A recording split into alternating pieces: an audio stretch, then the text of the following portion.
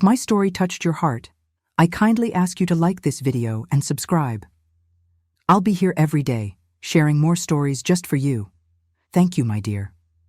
The yarn was soft between my fingers, the kind that barely whispers when you pull it through your hand. I sat by the window every morning that week, the light pale and sleepy, the frost still clinging to the corners of the glass. I'd chosen gray for the body, quiet, like winter mornings. Then I added the bluebells, like the ones that grew behind the old playhouse, the ones she used to pick for me with both hands. Each stitch was a memory. I'd hum a little sometimes without noticing. The click of the needles kept time. Her giggles on the porch, popsicle drips on her knees. The way she once said, "Nana, I wish I could live in your pocket." I laughed so hard I cried that day. I wanted it to feel like home, that shawl, not fancy, not expensive, just something that reminded her she'd always have a place to come back to. I tied the ribbon gently around the box and slid it under the tree. When she opened it, there was no magic in her eyes, just paper, then fabric, then nothing. She folded it once, didn't look up, and moved on. And I sat there, still holding the warmth. She grabbed the box and tore at the wrapping like it annoyed her. No smile, no softness, just rip, unfold, done. The shawl lay across her lap like a question she didn't want to answer. "Cheap," she said, not looking at me. Just that one word, like she was noting the weather or commenting on the salt. I stared at her for a second too long, then forced the corners of my mouth into something like a smile. "I thought you'd like the color," I managed. She shrugged. The room was full of noise, forks tapping, glasses clinking, the kids laughing down the hall. But suddenly, everything felt too bright.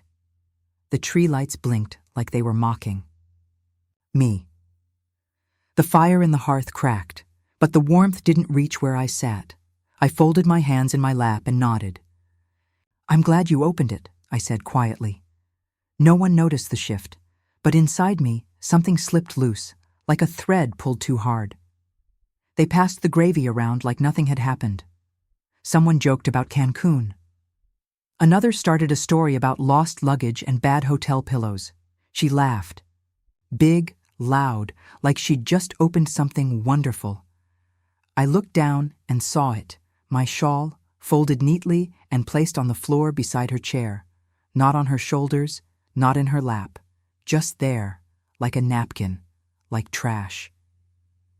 I stared at it for a long while, longer than I meant to. No one saw me. No one asked. I wanted to say something, anything, maybe about the stitching or the color or how I'd chosen it for her favorite flower. But my voice stayed still. I wanted to leave, but more than anything, I just wanted someone to look up and see me sitting there. I remember reading once that a gift says more about the giver than the receiver. That always made sense to me. When I make something with my hands, I'm not offering a thing. I'm offering time, memories, a little bit of my heart. To her, it looked like yarn. To me, it was Saturday afternoons, bluebell crowns, and the way she used to fall asleep on the couch, her head on my lap. What she saw was something cheap. What I gave was everything I knew about loving someone gently. I smiled. I told her, "Thank you for opening it," even though she never really did. I stayed in my chair, kept nodding at stories I couldn't follow, took small sips of cider I didn't even like. That's what we do, the older ones. We hold the corners of the day together, even when they start to tear. But when the lights were dimmed and the kids tucked in, I climbed into bed and stared at the ceiling. The ache didn't pass. It curled up beside me, quiet and cold. And I let it stay. I traced the hem with my finger. Bluebells. I'd stitched them one by one, remembering the days she used to bring them to me in clumps, roots still attached, petals half wilted from the journey. "This one's for your windowsill," she'd say, proud as anything. Now she sat across the room, scrolling through her phone. Her nails are long and painted. Her eyes are glassy from the screen. She didn't look up once. The shawl was still draped over the arm of the couch, forgotten already. I looked at her, really looked, and saw none of the little girl I used to know. She was still there, I told myself. Somewhere. But something in me whispered, maybe not for you anymore. And I sat there with my hands folded in my lap, wondering, when does love stop being enough to hold two people together? And what do you do when it's already slipping? Through your fingers? She used to trail behind me in the kitchen, dragging that old wooden stool across the tiles like it weighed nothing. Flour smudged across her nose, hair falling into her eyes. Can I help? She'd ask before I could even answer. I'd pretend to think about it, but we both knew the answer was always yes. I'd hand her the spoon, and she'd stir with all her might, even when the soup splashed over the pot. Oops, she'd giggle. It's still good, right? Better than ever, I'd say, and I meant it. The bread would rise on the counter, filling the room with that warm, yeasty smell, while birds chirped through the open window. A breeze would dance with the lace curtains, and I swear I could have bottled that moment if I'd known how. She was always reaching for something.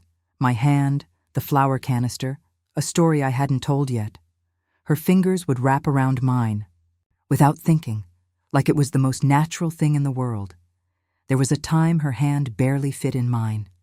And now I sit here kneading dough alone, hearing the stool creak in memory, waiting for footsteps that no longer follow. Her drawings were never neat. The hearts were always a little wobbly, the houses leaning like they might tip over. But they were always full of joy.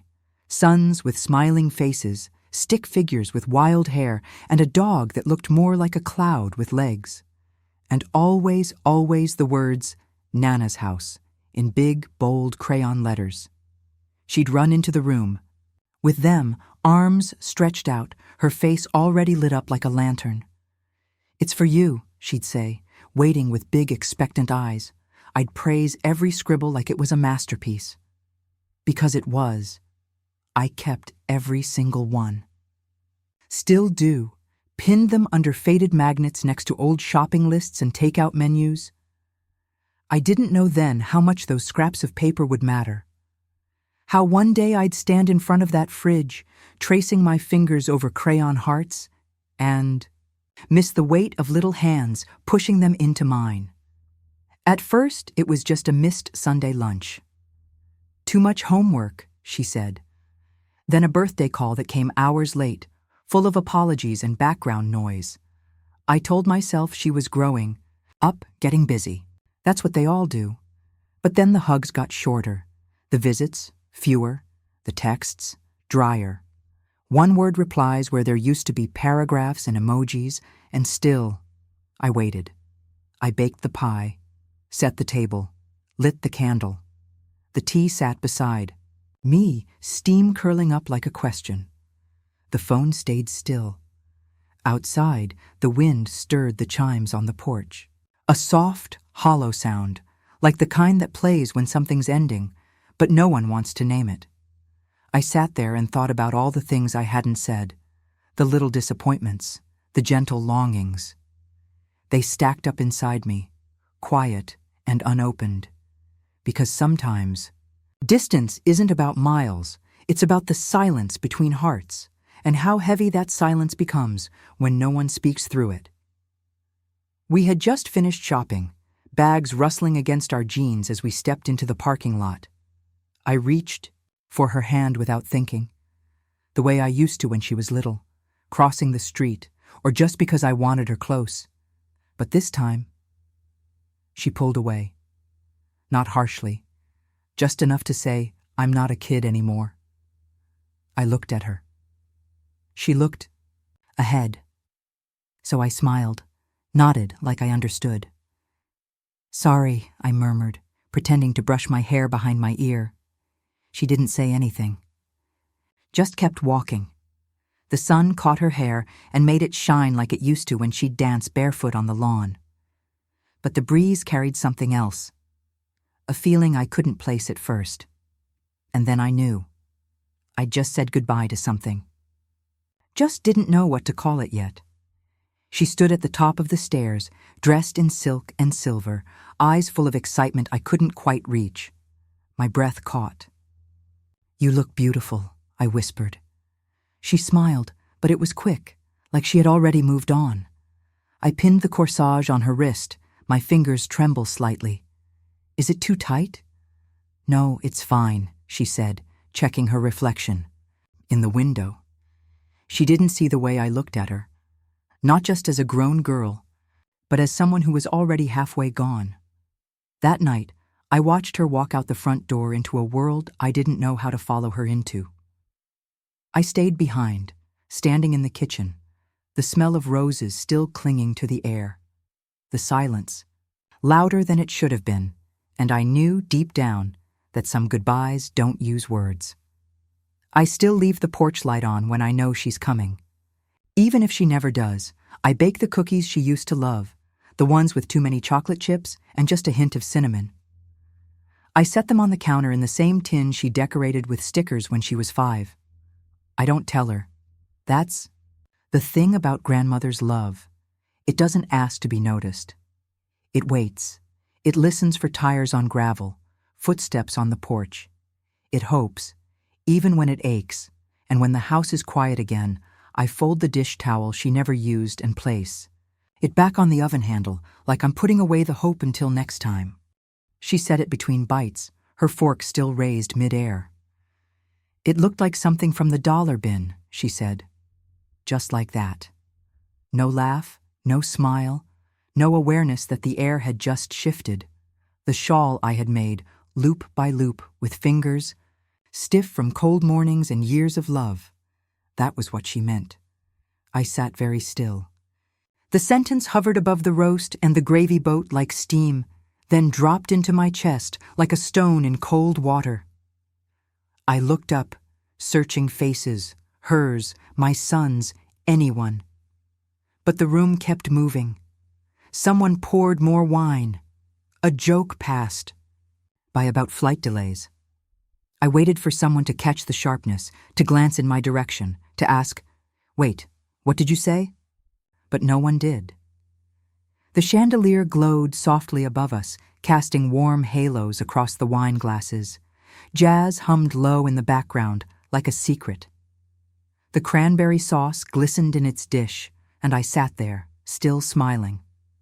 Not because I wasn't hurt, but because I didn't know where else to put the ache. She never flinched. Not once, and neither did anyone else. He looked at me for just a second. That's all it was. A glance. But it was enough. Our eyes met across the table, and I saw something flicker in his face. Recognition, maybe. Regret. He knew what she'd said. He knew it had hurt. But he looked away. Just like that.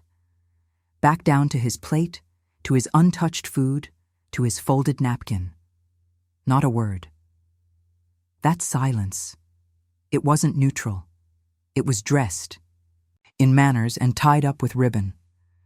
But it hurt more than if he'd said, "Let it go." Because at that moment I needed him. Just a little. Just enough to lean in and say, "Mom, I saw that." But he didn't. And I swallowed the ache instead. She didn't laugh.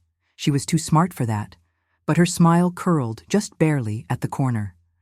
The kind that slips out when someone thinks they've won something invisible. I saw it as she sipped. Her Merlot, her eyes sliding past me like I was background noise. I used to try. I brought her napkins with lace edging, baked the cake she liked, told her earrings were elegant even when they weren't.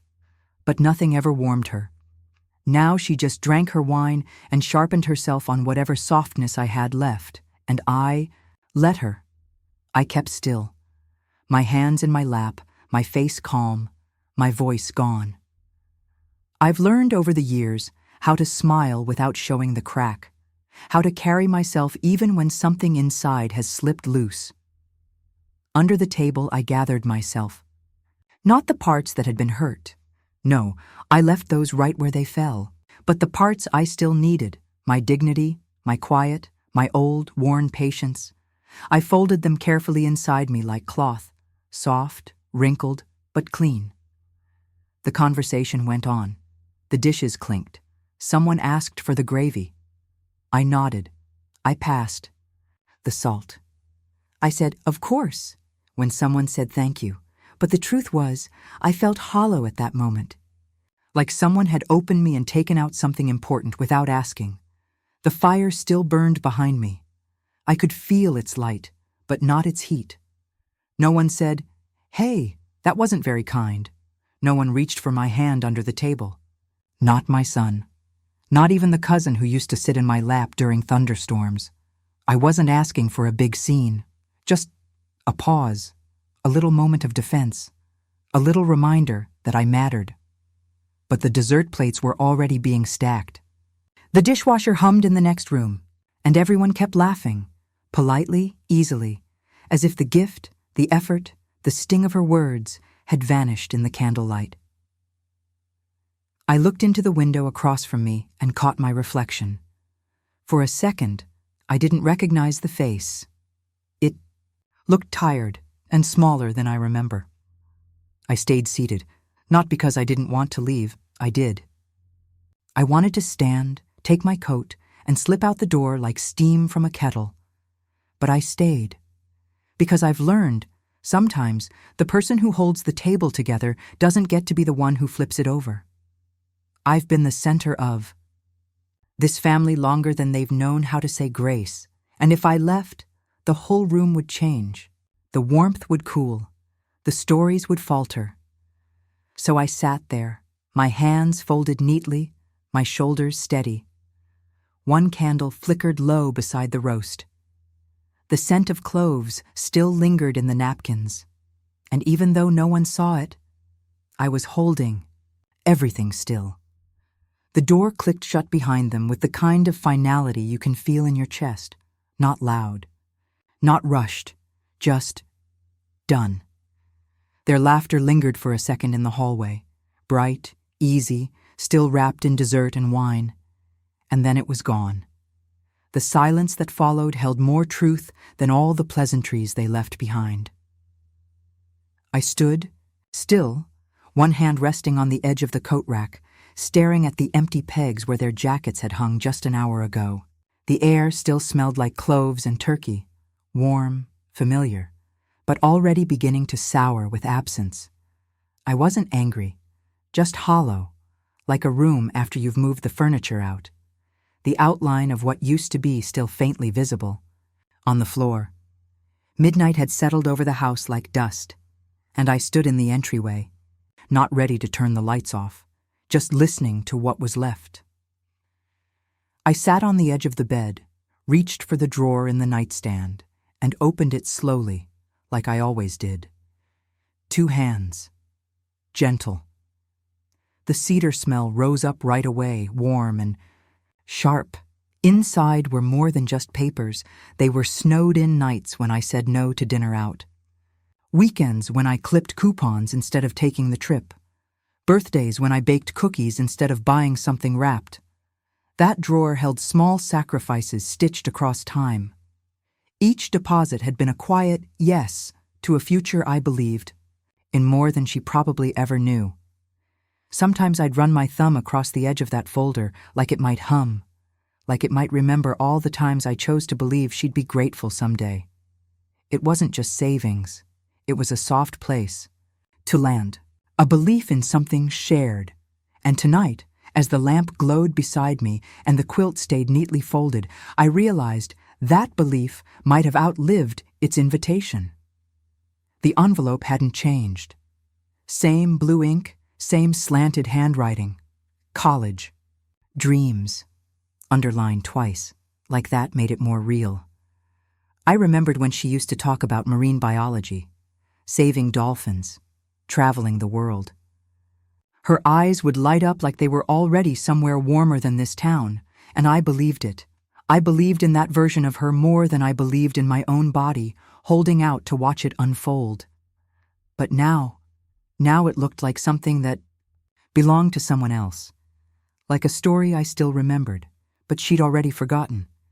I thought I might hesitate, maybe cry, maybe hold it a little longer and ask myself if I was sure, but my hands didn't tremble.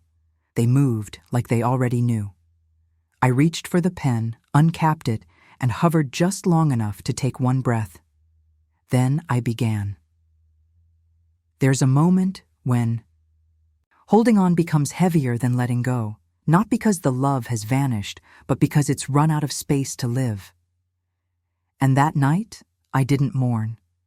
I just moved gently, and finally let it go. I didn't scratch her name out. That felt too cruel, but I wrote a new one underneath, a name that still held hope. A girl from the community center, quiet, hardworking, kind in a way that didn't need an audience. It didn't feel like revenge. It felt like when rain hits a window and chooses another path down the glass. The far love I'd poured into that envelope hadn't vanished. It had simply found another place to belong, still soft, still warm, just elsewhere. I didn't tell anyone, didn't text, didn't leave a note, didn't say, just so you know. Some choices don't need announcing. They live quietly, like good bread rising in the dark. I folded the envelope, with both hands, smooth, even, and tucked it back in the drawer like it had never moved. The room was dim now, the lamp low, the heater humming its last notes before silence. Outside, the winter air pressed soft against the glass, asking, nothing, and inside, I breathed in peace, not triumph, not closure, just the quiet that comes when you stop waiting to be seen and remember you were whole all along. The drawer closed with a wooden sign, and I turned out the light. I hadn't been looking for anything, just a torn dish towel and a few minutes of quiet. The rain tapped gently on the porch roof, a soft rhythm that seemed to slow everything down. I opened the old sewing box without much thought.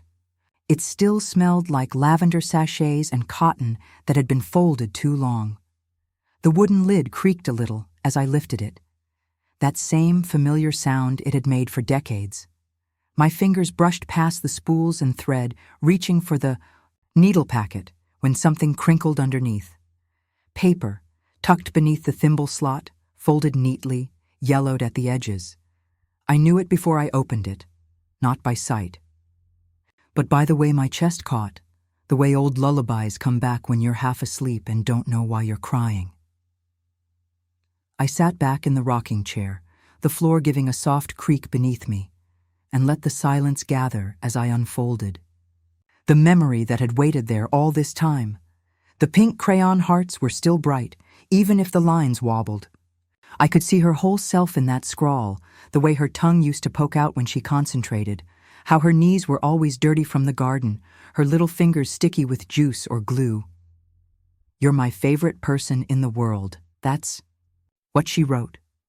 I read it once, then again, letting the words soak into the quiet ache I'd been carrying for longer than I cared to admit. She had written it with everything she had. Back then, she didn't guard her love. She didn't measure it or hold it back to prove a point. She gave it away like dandelions, messy and wholehearted, and I'd kept it, tucked away. Not because I was sentimental, but because somewhere deep inside, I knew I'd need to read it again someday. The washing machine hummed gently down the hall. The kitchen light gave off a soft warmth. I sat with her letter in my lap, a threadbare afghan around my shoulders, and let those 7 little words remind me. There was a time she meant it. And I believed she still might. The paper had softened with time, the corners curled inward, the fold worn thin. It had yellowed, and the ink had faded just a little, but her little letters were still there, untouched by everything that had come. Between then and now, it smelled faintly of peppermint, like it had lived near candy canes one Christmas and never forgot. A bit of dust clung to the crease, like it had aged exactly the way hearts do, quietly, stubbornly, without asking permission. As I held it, I didn't just see a note. I saw all the versions of her I'd known. The girl who hummed when she colored. The helper who stirred too hard and spilled flour everywhere. The teenager who rolled her eyes but still came home after dark. This letter was a breadcrumb, a tiny path back to her, and for a moment I stood there in the middle of it.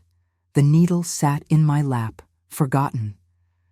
I just stayed there, holding the letter. The clock on the wall ticked. Rain softened against the window like it, too, was running, out of words. I thought about all the birthdays that came with one-line texts, the missed calls, the long silences filled with everything we both never said. There were moments I could have called her. Should have. I could have asked why, or simply said I miss you, but I didn't. I waited. Because that's what we do sometimes. We hope they'll come around, that they'll remember who we were when love was simple. Looking down at that letter now, I wondered, does she remember writing this? Or is it just me, sitting here with a page and a memory, holding the thread while the other end hangs somewhere I can't reach? I opened the little drawer where I kept her earliest drawings, the sun with sunglasses, the lopsided house with Nana in the window. I laid the letter beside them, smoothing the page gently like I was tucking her in, not because I was trying to forget, but because I wanted it all to stay close. Those pages didn't bring her back, not the way I wanted, but they reminded me. She knew how to love me once. That was still true, even if time had made everything softer and harder all at once. That night, I didn't close the sewing box. I left the lid open, just a crack, like letting air into something sacred, not for anyone else to see, just for me. I sat there in the hush of the house, one lamp glowing low, the shadows gentle across the floor. I whispered, "Thank you." Not to the letter, not to her, just for the moment. Because love, the real kind, doesn't vanish. It waits, even in crayon, even on paper, even in thread. The cards still came, like clockwork, shiny and stiff, printed on thick paper with gold foil trim. Her name was there, third line down, tucked between the family dog and her stepbrother, in that perfect, looped cursive that only a machine can make. Not her handwriting, not her message. Just a printed season's greeting, glossy and distant. I hung them on the mantel anyway, one after the other, like ornaments you don't like but put up out of habit. They sparkled under the string lights, pretending to be joyful. The fireplace crackled nearby. Snow pressed gently against the windows, casting blue light onto the rug. The tree smelled faintly of pine needles and old paper, the kind of scent that holds both memory and emptiness. I sat with my tea and watched the flames dance. Christmas used to wrap around the house like a blanket. Now it felt like air you could see but not feel, warmth without heat, light without closeness, and me, holding a card with her name on it, but no fingerprints. I was spreading butter on toast when I heard someone say her name on the radio, just a random mention, different girl, different life. But it caught me. I froze, and in that pause, I realized I couldn't remember the last time I heard her voice, not read it, not guessed at it through a text message. I mean really heard her, laughing, teasing, telling me about her day. It had been months, a year maybe. I used to know every tone in her voice, how it softened when she was tired, how it lifted when she was proud. Now it felt like trying to recall a dream after too many mornings. The toast browned behind me. Birds chirped outside. The sun lit the floor in long stripes, and I stood there, hand still holding the knife, wondering when silence had become the new normal. The screen lit, up with photos, a beach party, sun low behind her, a new boyfriend, his hand on her waist like he belonged there. A birthday cake, exploding in sparkler candles. She was smiling in all of them. Big, open, bright, the kind of smile I hadn't seen in person for a long, long time. My daughter-in-law had posted them. I wasn't tagged. I wasn't mentioned, but I looked anyway. I zoomed in on the background of one picture, searching for a plate I might have given her, a quilt I might have made. There was nothing. Her world looked full. Friends, lights, music, plans, and there. I was on the outside of the screen, holding a cup of coffee that had gone lukewarm. Not angry, just not there. The laptop hummed in my lap. The house smelled like brewing coffee and was quiet, and I stared at the glow of her life, realizing I had become a ghost in it.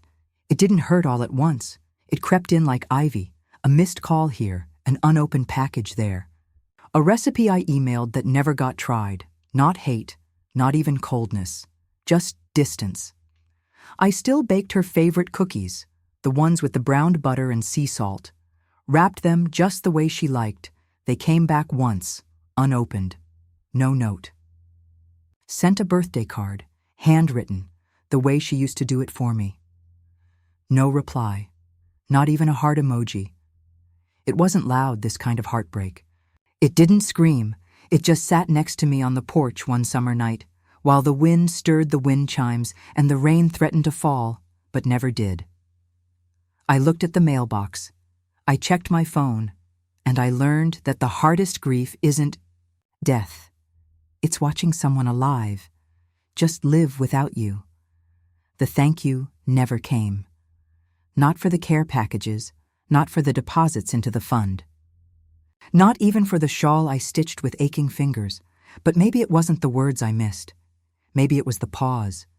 That one quiet moment where someone looks at you and says, without saying it, I saw what you gave. I would have settled for that. Instead, I got silence. Polite, distant, and me, holding my kindness like a letter that never gets opened. I still leave the porch light on when I hear she's in town, just in case. Hope doesn't die easily in women like me. We plant it deep, even when it stops blooming.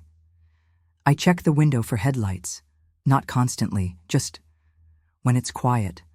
I hold my tea even after it's gone cold. I sit with the ache like it's an old friend, and outside, the porch glows, casting its little circle of welcome on the steps, not because she's coming, but because I want her to know. She still could. He was tossing a biscuit over the fence for his dog, like he always did when walking home from school. We chatted about the weather, about the tree losing all its leaves too fast this year. I smiled, tugged my cardigan a little. Tighter. The breeze had a nip in it, like autumn was officially here. Then he said it. Too bad she didn't get in. She was really hoping for that scholarship. He didn't even look up when he said it, just tossed another treat and moved along like it was nothing. But I stood there, still holding my garden shears in one hand, my other gripping the edge of the fence tighter than it needed to. She didn't get it. Just like that, something shifted. Not inside me and not yet, but around me. Like the way the wind changes before a storm, quiet and strange. The scent of wood smoke curled in the air. Leaves scratched across the sidewalk behind me. Somewhere, a screen door creaked closed. I didn't ask for more details. I didn't want them. The news had already landed, and it didn't land with thunder. It landed with stillness. The answering machine blinks red when I walked into the kitchen. I wiped my hands on a towel and hit the button, expecting a reminder. Call from the pharmacy, or maybe the senior center's potluck announcement. Instead, it was him. Hey, Mom. Wondering if the college fund is still in place? That was it. No, hi. No, how have you been? Just his voice, flat, brisk, like he was reading it off a list. The pie on the counter had gone cold. The radio murmured some old jazz tune, soft and slow. I stood there, hand resting on the edge of the counter, listening to the quiet after the beep. Not a single mention of the shawl, or the silence, or the years we'd been drifting. Just a question. dressed up like a favor, and me standing in the warmth of my kitchen, somehow feeling colder than I had in months. The phone sat there beside me, glowing faintly in the dark. I could still hear his message in my head, word for word, as if the machine had whispered it straight into my chest. My thumb hovered above the callback button. I could have answered. I could have said yes or no, or explained what the envelope used to say and why it didn't anymore. I could have told him how I kept it safe all those years, how I skipped dinners out and clipped coupons and gave up vacations so that when her time came, she wouldn't feel the weight I'd felt at her age. But I didn't, because some things, once they're cracked, don't hold the same when you try to pour yourself into them again.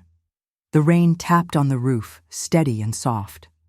The room was lit only by a candle flickering across the wood table, casting little waves of light on the napkin is folded too neatly. I wiped a smudge of lemon, oil off the corner, and sat back in my chair. Sometimes silence is the only thing left when you've already loved someone out loud and they never heard you. People think it's about the money. They see an account, a number, and figure it's just another withdrawal, another transaction. But that fund wasn't built on dollars. It was built on belief. Every check I skipped, every dessert I passed on, every pair of shoes I didn't buy, those weren't sacrifices for nothing. They were seeds, hopes. Quiet acts of love meant for a future we were supposed to share. It wasn't about tuition. It was about being remembered. It was about someone one day opening that envelope and saying, "She saw me. She believed in me." But that moment never came. So no, it was never about the money. It was about matter. I didn't call back. I didn't argue. I didn't explain. I just let the silence speak for me. Sometimes, love isn't about saving people from their own blindness. Sometimes it's about stepping out of the way and letting them feel what you were never allowed to say. The sun angled through the blinds, casting slanted stripes across the floor. The clock ticked on the mantel, steady as breath. I walked past. The couch, the shawl still folded there, quiet, soft, forgotten. I let the moment settle. Let the quiet grow taller than the question they never asked, and I hoped, not in a desperate way, but in the way the earth hopes for spring after snow, that, one day, the silence I left behind might teach them more than all my words ever could. 3 knocks, not hurried, not hesitant. Just 3, like tapping on a neighbor's door to borrow sugar. I dried my hands slowly on my apron, watching the last of the supper steam curl up from the sink. The smell of biscuits still lingered in the air, warm and buttery. I didn't rush, didn't panic. I moved through the house with steady steps, floorboards creaking beneath me like they always did when it was quiet enough to hear. The porch was bathed in gold, that soft evening light that makes everything look gentler than it is. But I already knew. This wasn't an apology, it was just a knock. She stood there in jeans and a look that had more edge than warmth. No flowers. No card, no softening in her stance, just expectation, like I owed her something and we both already knew it. I looked at her, really looked, and tried to find the girl who used to run up this very path with dandelions clutched in her tiny fists, roots dangling, proud of every last one. But all I saw now was distance. The porch lamp flickered to life beside us. Evening insects hummed low in the bushes, and the scent of lilacs from the garden wafted through the breeze. She didn't say, "Hi." She didn't ask how I'd been. Her eyes searched my face like a question I was supposed to answer. But questions without care don't sound like wonder. They sound like walls, and hers were tall. I didn't fold my arms. I didn't meet her cold. I stood there, not grand, not guarded, just open. The porch was warm beneath my feet, the wooden railing pressing soft against my palm. A wind chime whispered somewhere behind me, and a dog barked 2 houses down. I looked her in the eye, gentle as I could manage, and asked, "What can I do for you?" She blinked. A small flicker, a hesitation that wasn't quite guilt. Just confusion, like kindness had become something unfamiliar, like grace caught her off guard. I let the silence between us settle and waited.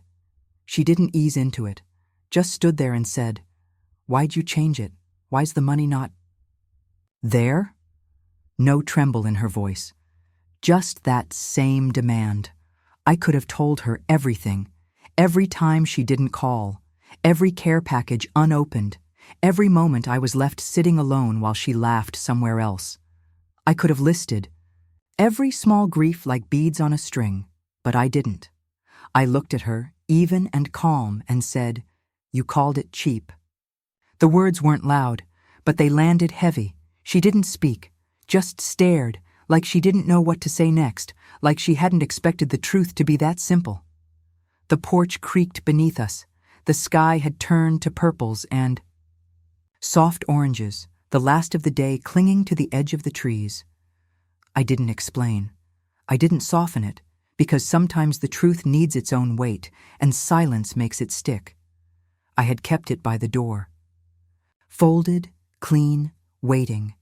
Not because I was holding a grudge, but because some part of me still believed she might come back for it, might come back ready to see.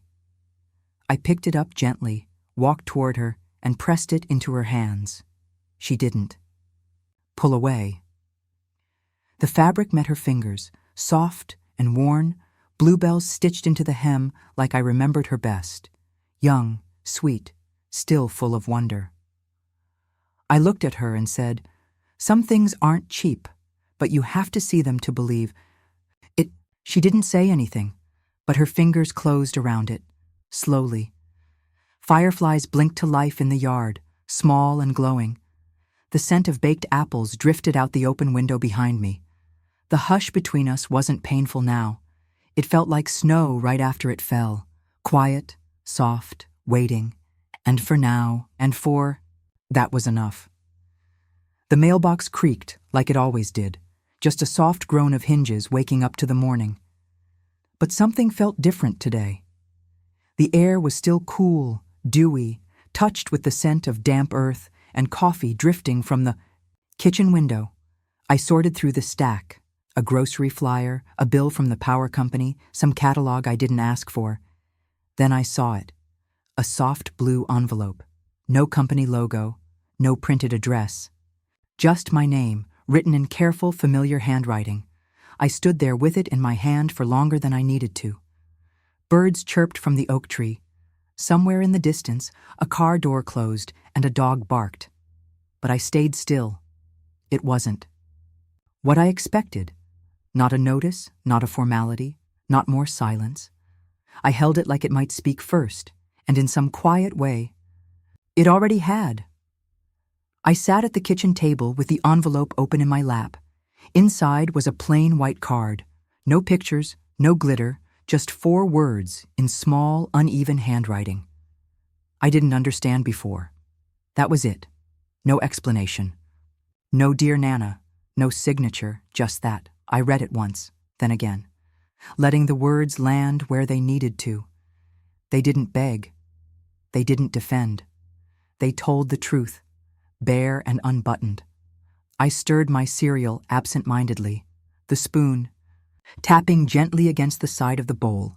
Sunlight stretched across the table like a hand reaching out to touch me. I remembered sitting at this very spot, guiding her through spelling words, tracing letters with her finger in flour on the counter. Now here she was again, not in person, but in effort, in honesty, and something in me that had been stiff for far too long softened. There was nothing special about the card itself. No decorations, no bouquet tucked inside, just a soft rectangle trembling slightly at the corners like it had been carried carefully but not confidently. And yet, it said more than 1,000. Rehearsed speeches, because she had written it, with her own pen, with her own pause.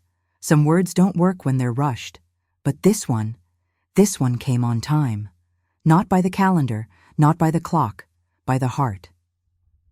I sat in the quiet of the living room, lace curtains breathing gently with the wind.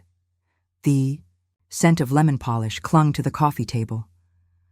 Lawnmowers buzzed faintly in the distance, a soft hum beneath the stillness. This wasn't a performance. It wasn't a fix. It was a note from someone who had finally stopped pretending they knew everything and started learning how to speak without armor. I opened the sewing box again. The peppermint-scented letter was still there, the one she gave. Me when she was small, pink hearts and messy crayon tucked into the corner. Now I had this one, simple, adult, shaken. I laid it beside the other, folding them into each other like roots from the same stem. It felt like they had been waiting to meet, two versions of the same girl. And for the first time in years, I felt something settle, not finished, not healed, but steady, like a thread, finally finding its loop. I didn't pick up the phone, not because I was angry, not because I didn't want to, but because some things are better left in stillness for a while. Let the bridge stand, even if we're not walking across it yet. The breeze moved the curtains just enough to let light in. The sun leaned low, warming the wood beneath my chair. I sat with the card in my hands, letting the flicker live a little longer. It wasn't forgiveness, but it was a start, and sometimes all a fire needs is one small spark. She didn't come back with fanfare. There was no speech on the porch, no tearful confession, just presence. Small, careful pieces of her finding their way back to my world.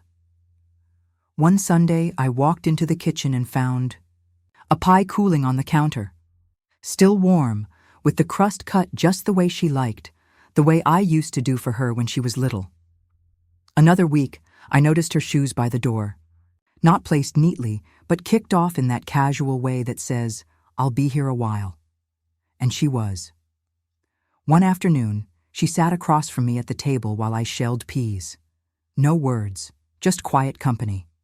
She took a handful and joined in. Our rhythm found itself. Click, pop, quiet. It was almost like music. The soup bubbled gently on the stove, the kitchen bathed in golden evening light. Wind stirred the curtains like slow music. I didn't rush the moment, didn't fill it with questions or hopes. I let it breathe, and that quiet, steady breathing, it felt like the beginning of something soft and good again. I was stitching the torn sleeve of her brother's jacket when she walked in, barefoot and holding a mug of tea. She didn't sit right away, just stood behind me for a beat. Then softly, she asked, "Does it still hurt when you sew?" No build-up. No apology hidden behind the question, just noticing. I looked up at her and smiled. Not because it didn't hurt. The joints still ache on rainy days, the needle still slipped when my fingers stiffened, but because she finally remembered to ask. The thimble tapped gently against the worn fabric. The eucalyptus candle flickered on the end table, casting a soft light over everything. And between us, the quiet didn't feel heavy anymore. It felt forgiving. I never touched the college fund again. Not because I was bitter, not because I wanted to make a point, but because something in me understood. Some gifts, when turned away, should stay where they landed, not offered again, not rewrapped. That account wasn't just savings, it was a belief. And when belief breaks, it doesn't mean the love is gone. It just means it needs somewhere else to grow. So I kept saving, quietly, folding bills into a new envelope, tucking away what I could bit by bit. But this time, it was for someone else, someone who still looked at me with wide eyes and open hands, someone who hadn't forgotten how to say thank you. Mid-morning light spilled across the lace tablecloth as I sorted through the envelopes tied neatly with string. Birds chirped outside the porch window. The peace wasn't in what I gave. It was in knowing I didn't have to beg for it to matter. I used to think love was always yes. Yes to helping. Yes to giving. Yes to staying quiet, even when it stung. I thought that was strength. But I've learned real strength is saying no. Quietly. Gently, without malice. I didn't slam the door. I didn't erase the memories, but I stopped offering what was never received. And in that silence, I didn't feel cruel. I felt whole. The afternoon light stretched long across the floor. The mantel clock ticked, slow and steady, like a heartbeat. That knew it belonged. And for once, I didn't need applause to know I'd done the right thing. She doesn't call every day. She still forgets my birthday now and then. But there are moments, real ones. She listens now. Really listens. She asks if I'm warm enough when we're out.